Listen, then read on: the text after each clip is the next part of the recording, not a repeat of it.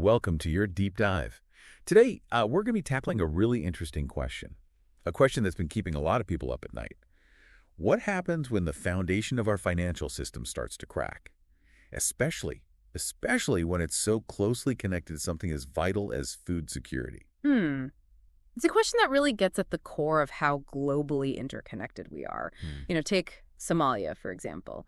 The challenges that they face are not due to a lack of intelligence or resourcefulness. It boils down to a lack of capital. Yeah. It's a really stark reminder that for all of its complexities, the global financial system can often make inequalities worse. Yeah, it's almost like this paradox, right? We're more connected than ever, but that connection can also leave some regions behind while others benefit. And then you add on top of all that a global crisis like climate change, which needs massive financial resources to address. Exactly. The source material that we're looking at today highlights this tension between global interconnectedness and the potential for the system to fail. It's a little bit like a house of cards, one wrong move, one major shock, and the whole thing could collapse. Okay. That's maybe a slightly unsettling image, but I see what you mean. So how does this source material that we're looking at today, how does it approach this complex issue? Where do they even begin? Well, they start by examining the engine that drives our economic system, debt. It's a fascinating, if a little bit unnerving, look at how debt has fueled economic growth for decades. Yeah, they shared a statistic that really jumped out at me. In the 1970s, $1 of debt created $1 of GDP. Today, it takes over $3 of debt to get that same result. That's a pretty dramatic shift, isn't it?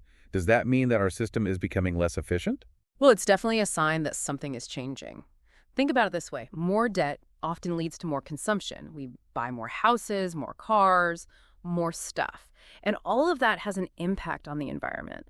So the way our economic system is set up, being built on ever-expanding debt, could actually be contributing to the environmental problems that we face. It's a sobering thought. So we're stuck in this cycle where we need more debt to fuel growth, but that growth might be making the crises that threaten our future even worse. Yeah. It's like we're on this treadmill. It's slowly speeding up and we can't get off. And then you add the concept of financialization to this already complicated mix, and this is where things get really interesting and maybe a bit more abstract.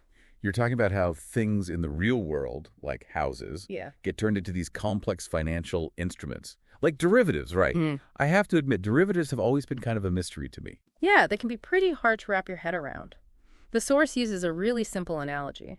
Imagine a child's toy house. That toy house represents a real house that someone wants to buy. To buy that house, they take out a mortgage. That mortgage is then bundled together with other mortgages, and through a bunch of financial moves, it's turned into a derivative.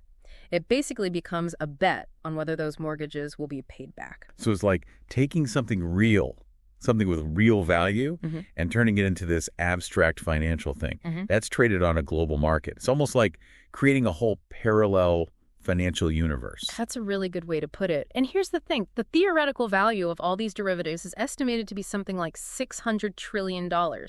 That's 8 to 10 times bigger than the entire global GDP. Whoa.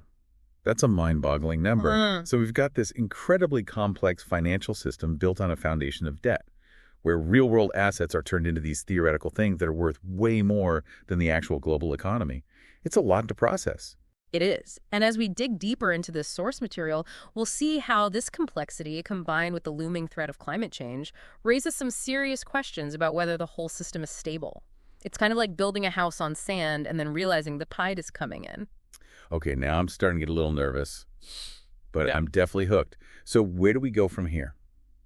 Okay, so we've got this really intricate financial house of cards that we've built, and now we're bringing in the forces of nature. I'm kind of thinking that this is where things get really interesting and probably a little scary. Yeah, you're exactly right. The source material that we're looking at doesn't shy away from the potential financial fallout of climate change. And it's not just about rising sea levels or extreme weather events. It's about how these things could disrupt the entire system, the systemic risks. Okay, I'm ready. Give me the worst case scenario. What could happen? Okay. Well, imagine coastal properties losing their value because sea levels are rising, and then that triggers a collapse in the mortgage market.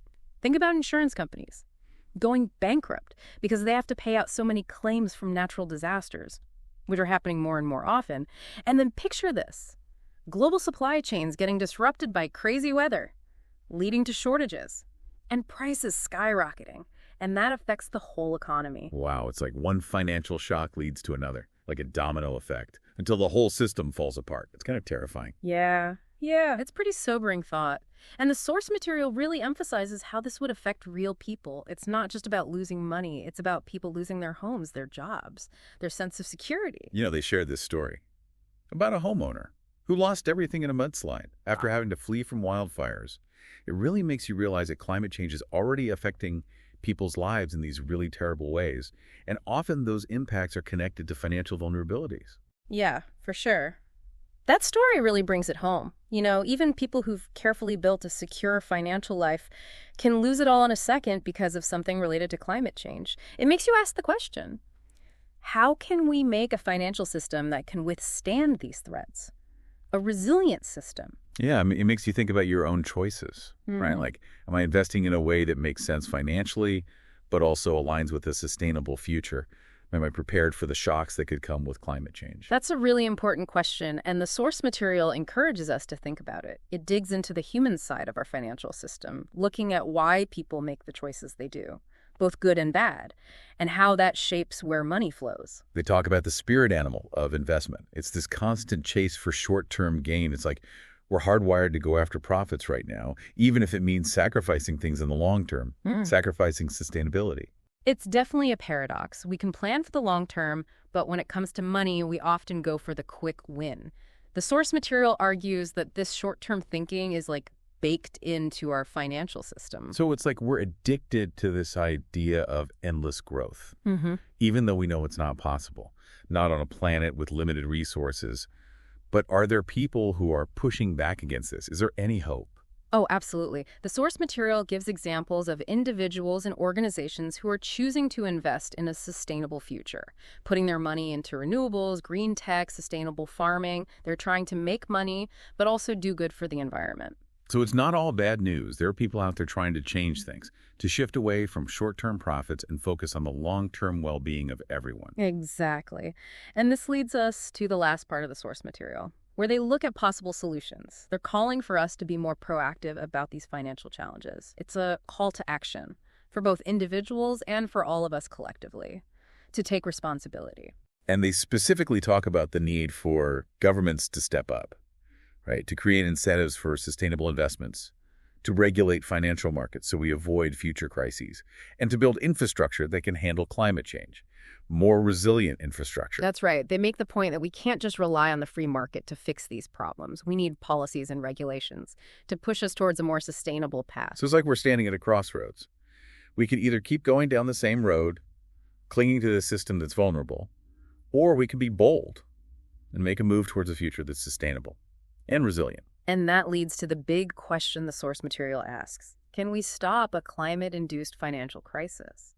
And that question forces us to think about some hard truths, to question some deep-seated assumptions, and to think in new ways about our relationship with money, with the environment, and with each other. It's a big challenge, but it'll take our best ideas, our compassion, and our collective willpower to get there.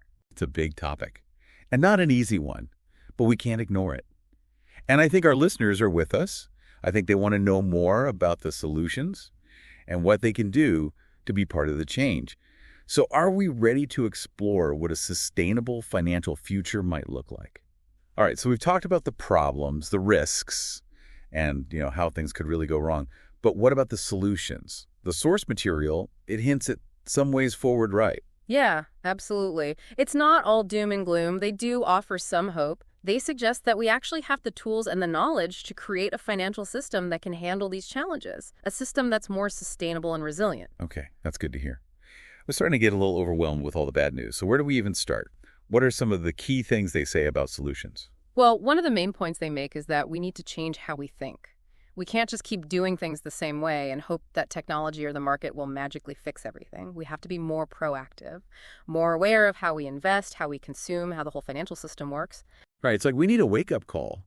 We need to realize that the way we've been doing things just isn't sustainable anymore. We have to start thinking and acting differently. Exactly. They make this interesting comparison to the Roman Empire. They say that both civilizations face similar problems. Unsustainable debt, growing inequality, and an inability to adapt to change. Wow, I never thought of it that way. But yeah, I can see the similarities. The Romans, they built an empire on a foundation that eventually crumbled. We don't want to make the same mistakes. Yeah, and the source material really emphasizes that we don't have to. They say that we have the resources, the technology, the know-how to create a better future, a fairer, more sustainable future. What we need is the will to do it. Okay, so how do we get that will?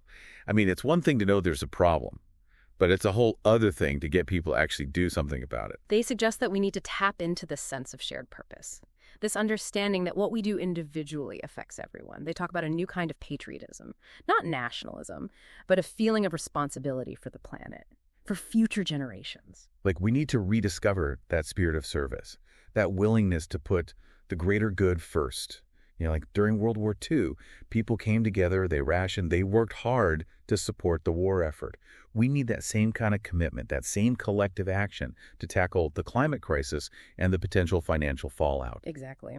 We need to look past our own short-term interests and think about the long term. Think about shared prosperity and sustainability. It's a big challenge, but I think it's possible.